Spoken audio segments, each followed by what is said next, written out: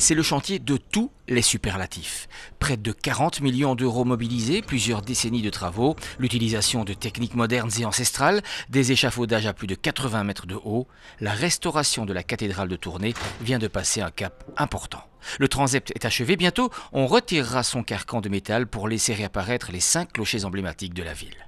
Aujourd'hui, finalement, c'est l'aboutissement de toute une étape importante de la rénovation de la cathédrale. C'est 40 millions qui ont pu être mobilisés depuis 20 ans, c'est quand même pas rien du tout. Et puis il y a une espèce de magie qui joue ici sur Tournai. On a pu mobiliser toutes les forces politiques, il y a unanimité, il y a eu vraiment une collaboration entre les forces philosophiques aussi de la ville de Tournai. On a eu vraiment des entreprises, on a eu des pouvoirs locaux qui se sont mobilisés, la région wallonne aussi, pour pouvoir financer une bonne partie de cette cathédrale et arriver aujourd'hui au terme de cela, dans les temps qui étaient prévus, sans dépassement budgétaire, c'est un petit miracle et on en est fiers.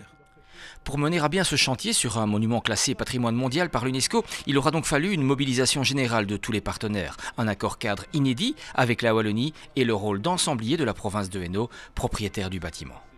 On ne savait pas très bien comment trouver les moyens financiers et à un moment donné, se sont présentées à nous des opportunités sous l'angle de contrats programmes, des contrats cadres, dans lesquels, de manière pluriannuelle, on avait des moyens financiers qui pouvaient venir et construire donc un projet sur la durée.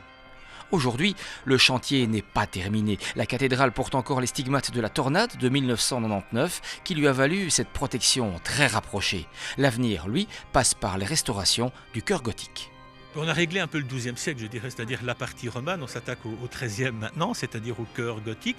Donc il faut faire des études pour savoir exactement quels seront les dispositifs nécessaires, les techniques qu'on devra adapter, parce que là on est vraiment sur un monument qui a été complètement déstabilisé et il faut vraiment agir avec beaucoup de prudence, d'intelligence et il faut vraiment qu'on ait un dossier très très précis pour savoir finalement quels seront les moyens budgétaires aussi dont on aura besoin pour retaper la partie gothique. 10 ans que le chantier a commencé, mais il faudra encore au moins 10 voire 20 nouvelles années avant qu'il ne soit complètement terminé. D'ici là, l'actualité de la cathédrale se décline à travers l'installation du papier anglais signé par près de 2500 personnes au cours des 2 dernières années et aussi à travers un événement bien sympathique à la rentrée de septembre.